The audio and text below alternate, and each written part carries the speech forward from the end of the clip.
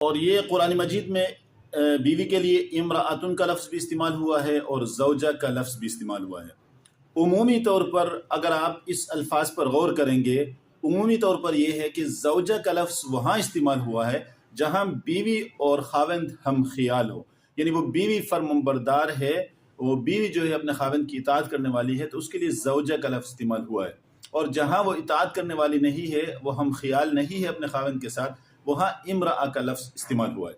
یعنی اللہ تعالیٰ نے جہاں امرأہ کا لفظ استعمال کیا ہے وہ اس معنی کا لحاظ اس میں پایا جاتا ہے۔ ویسے تو امرأہ عورت کو کہتے ہیں، زوجہ بیوی کو کہتے ہیں۔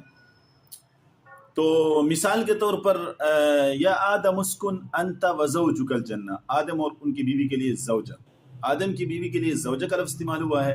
اور اسی طرح کہ لہم فیہا ازواج مطہرۃ، جنت میں جو لوگ جائیں گے ان کے بارے میں فرمایا کہ ان کے لیے ازواج مطہرہ ہوں گے۔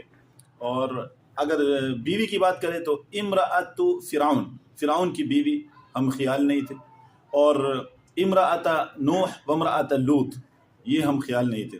لیکن اس پر یہ سوال کوئی کر سکتا ہے کہ زکریا علیہ السلام ایک جگہ فرماتے ہیں کہ وَكَانَتْ امرأتی عاقرا، میری امرأہ جو ہے، میری بیوی جو ہے وہ بانجھ ہے۔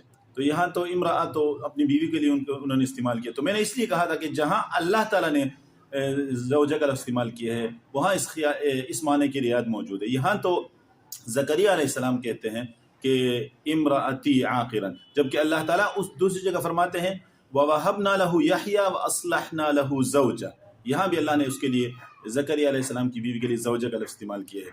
یہ عمومی طور پر ہے، کہیں جا کر یہ قاعدہ ٹوٹ بھی سکتا ہے، لیکن عمومی طور پر قرآن مجید کے فصاحت اور بلاغت میں یہ بات پائی جاتی ہے۔